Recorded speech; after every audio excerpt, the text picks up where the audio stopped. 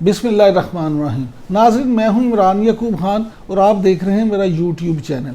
ناظرین، پاکستان مسلم لیگ نون کی سیاست کو لے کے کافی باتیں ہو رہی ہیں اور اس میں اختلافات کی بات کی جا رہی ہے۔ میاں نواز شریف اور میاں شہباز شریف کے درمیان اختلاف کی بات ہو رہی ہے، اسی طرح سے مریم نواز اور حمزہ شہباز کے درمیان اختلاف کی بات ہو رہی ہے۔ اور آج بلوچستان میں جو دو مسلم لیگ نون کے سابق لوگ تھے، ثناء اللہ زہری جو کہ بلوچستان کے وزیر اعلیٰ بھی رہے ہیں، اور جنرل عبدالقادر بلوچ صاحب، ان کے پیپلز پارٹی میں شامل ہونے پہ بھی کچھ باتیں کی جا رہی ہیں۔ اور ملک کی سیاست کس طرف جا رہی ہے، پیپلز پارٹی میں لوگ کیوں شامل ہو رہے ہیں، اور آصف علی زرداری کیا کھیل کھیل رہے ہیں، آج اس ویڈیو میں ان باتوں پہ غور کریں گے اور یہ ساری باتیں ڈسکس کریں گے۔ اگر آپ کو ہماری یہ ویڈیو پسند آئے تو اس کو لائک کریں اور ہمارے چینل عمران یعقوب خان کو سبسکرائب کریں۔ شکریہ۔ ناظرین، سب سے پہلے آ جاتے ہیں بلوچستان کی طرف۔ تو بلوچستان ہمیشہ ہوا کا رخ دیکھ کر فیصلہ کرتا ہے۔ بلوچستان کی اگر آپ سیاستدانوں کی بات کریں تو انہیں جب کہیں سے کوئی اشارہ ملتا ہے اس کے بغیر وہ کہیں شامل نہیں ہوتے۔ اگر آپ اختلافات کی بات کریں تو اس وقت جو وہاں پہ حکومت ہے ان کی آپس میں بھی روز لڑائیاں ہوتی ہیں۔ وزیر اعلیٰ جام کمال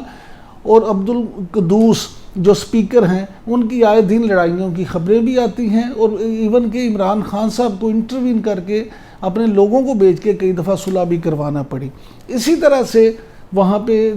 مختلف معاملات رہتے ہیں۔ آج جو لوگ ثناء اللہ زہری صاحب اور general Abdul Qadir Baloch Peoples Party میں شامل ہوئے ہیں، اس کی دو بنیادی وجوہات ہیں۔ ایک وجہ یہ ہے کہ مسلم لیگ سے ان کا اختلاف اس وقت ہی ہو گیا تھا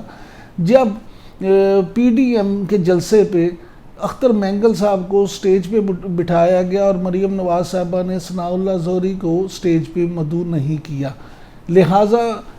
اس کے بعد یہ سوچا جا رہا تھا اور اس بات کے قوی امکان تھے کہ یہ پارٹی چھوڑ کر کہیں اور چلے جائیں گے۔ ان کے پاس دو ہی راستے تھے، یا وہ پی ٹی آئی میں شامل ہو جاتے اور یا پھر پاکستان پیپلز پارٹی میں۔ زرداری صاحب جو ہیں اس وقت وہ طاقتور حلقوں کے راضی کرنے میں، ان کو رام کرنے میں یہ کہا جا رہا ہے کہ کافی حد تک کامیاب ہو گئے ہیں، اور وہ یہ چاہتے ہیں کہ بلوچستان سے اور جنوبی پنجاب سے کچھ سیٹیں ایسی حاصل کر لیں جن کی بنا پر کم از کم اگلے الیکشنز کے بعد وہ مرکز میں بھی کسی اگر اتحادی کے طور پہ حکومت میں شامل ہو سکیں تو اس میں شامل ہوں، انہیں وفاق کی حکومت میں بھی حصہ مل جائے، اور سندھ میں بھی وہ اپنا معاملہ مزید مضبوط کر لیں۔ یہ بھی کہا جا رہا ہے کہ یہ ثناء اللہ زہری اور عبدالقادر بلوچ کے پیپلز پارٹی کے شامل ہونے میں بھی دوستوں نے اہم کردار ادا کیا، اور زرداری صاحب کو یہ میسج دیا گیا ہے کہ اگر آپ نے اسی طرح سے تابعداری جاری رکھی تو ہم بھی آپ کے ساتھ تعاون جاری رکھیں گے۔ دوسری طرف ناظرین، اگر ہم بات کریں پاکستان مسلم لیگ کی، تو مسلم لیگ نون میں اختلافات کی جو خبریں آتی ہیں وہ اس کے حوالے سے صرف یہی کہوں گا کہ اختلاف رائے ہر سیاسی جماعت میں ہوتا ہے، اور جمہوریت کا حسن بھی اختلاف رائے کو ہی قرار دیا جاتا ہے، لیکن شریف برادران میں اس طرح سے لڑائی کا ہونا جو ہے وہ اس طرح سے ابھی ممکن نہیں ہے کہ میاں شہباز شریف ہمیشہ یہ کہتے ہیں کہ وہ میاں نواز شریف کو اپنے والد کا درجہ دیتے ہیں اور ان کی اسی طرح سے عزت کرتے ہیں، لیکن ان دونوں کے بیانیوں میں ایک واضح فرق ہے، اور میاں شہباز شریف نے ہمیشہ یہ بھی کہا ہے کہ ان کا بیانیہ مفاہمت ہے، اور وہ اپنے بیانیے کو کسی طور بھی نہیں چھوڑیں گے۔ وہ سیاست سے تو الگ ہو سکتے ہیں لیکن اپنی بیانیے سے الگ نہیں ہو سکتے۔ اب میں یہ سمجھتا ہوں کہ میاں نواز شریف کو مسلم لیگ نون کی اس کنفیوژن کو دور کرنے کے لیے ایک فیصلہ کرنا ہوگا، انہیں اپنا بیانیہ واضح کرنا ہوگا، انہیں یہ بتانا ہوگا کہ جناب انہوں نے احتجاجی بیانیہ اپنانا ہے یا پھر مفاہمتی بیانیہ، اور پھر مریم نواز اور میاں شہباز شریف دونوں کو اس بات کا پابند کرنا ہوگا کہ جو بیانیہ انہوں نے ڈکلیئر کرنا ہے پھر تمام قیادت اسی بیانیے کے ساتھ چلے۔ جہاں تک مریم نواز اور حمزہ شہباز کے تعلق کی بات ہے تو اس میں بظاہر ایسی کوئی درار نظر نہیں آتی کہ جس کی بنیاد پر یہ کہا جائے کہ دونوں میں بہت سے اختلافات پیدا ہو گئے ہیں یا دونوں ایک دوسرے کی شکل نہیں دیکھنا چاہتے۔ یہ سب جو ہیں وہ مخالفین یا ان کے جو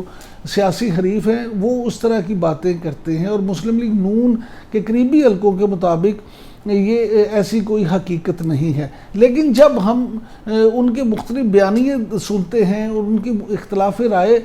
کے حوالے سے باتیں ہوتی ہیں تو پھر ان چیزوں کو مزید تقویت ملتی ہیں۔ اگر آپ سابق وزیر اعظم شاہد حقان عباسی کو ہی لے لیں تو جس طرح سے انہوں نے مختلف انٹرویوز میں اور میڈیا ٹاک میں میاں شہباز شریف کے حوالے سے جو گفتگو کی ہے تو اس سے بھی اس بات کو تقویت ملتی ہے کہ میاں شہباز شریف کے حوالے سے شاہد حقان عباسی جو ہیں ایگریسو پالیسی اپنائے ہوئے ہیں، اور واقفان حال کے مطابق شاہد حقان عباسی میاں نواز شریف کو یہ تاثر دینے کی کوشش کر رہے ہیں کہ میاں شہباز شریف مفاہمتی بیانیہ اپنائے ہیں، جبکہ میں آپ کا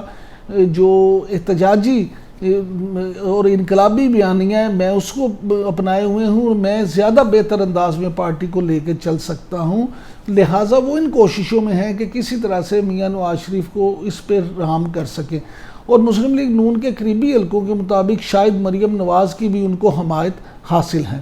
ان ساری باتوں پہ اگر غور کریں تو یہ بات سامنے آتی ہے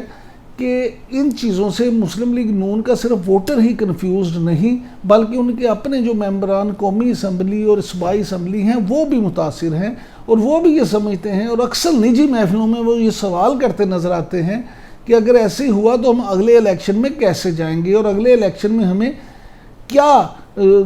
اس بات کی گارنٹی ہے کہ اگر ہم نے اسی طرح سے طاقتور لوگوں کی طاقتور حلقوں کی مخالفت مول لی تو کیا ہم اگلا الیکشن جیت پائیں گے۔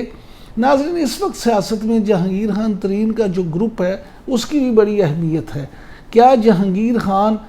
مسلم لیگ نون کی اس کنفیوزڈ سیاست میں ان کے ساتھ شامل ہوں گے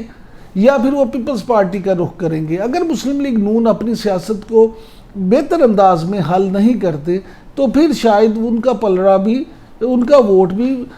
پاکستان پیپلز پارٹی کے پلڑے میں چلا جائے، کیونکہ کنفیوزڈ بیانیے کے ساتھ جانا معاف کیجیے گا شاید کسی کے بھی حق میں نہ ہو۔ ناظرین، ان سب باتوں پہ اگر غور کریں تو یہ ملک اس وقت جس پوزیشن میں ہے، اگر واقع ہی بعض اطلاعات کے مطابق الیکشن اگر جلدی ہو جاتے ہیں یا جلدی ہو سکتے ہیں تو اس میں کیا مسلم لیگ نون اپنا وقت ضائع تو نہیں کر رہی؟ تو اس بات کو بھی مد نظر رکھنا ہوگا۔ دوسری طرف اگر ہم پاکستان تحریک انصاف کی بات کریں تو سیالکوٹ الیکشن میں جو جیت ہے مسلم لیگ نون کی، ایک وہ پکی سیٹ سے مسلم لیگ نون کو ہرا کر صوبائی اسمبلی کی سیٹ جیتنا، اس سے بہرحال سینٹرل پنجاب میں پی ٹی آئی کا حوصلہ جو ہے وہ بڑا ہے، اور پاکستان تحریک انصاف اب اگلے الیکشنز میں بھی یہ کوشش کرے گی کہ سینٹرل پنجاب میں اپنا زیادہ سے زیادہ حصہ لے سکے۔ ناظرین، اگر آپ کو ہماری یہ ویڈیو پسند آئے تو اس کو لائک کریں اور ہمارے چینل عمران یعقوب خان کو سبسکرائب کریں۔ شکریہ۔ پاکستان زندہ باد۔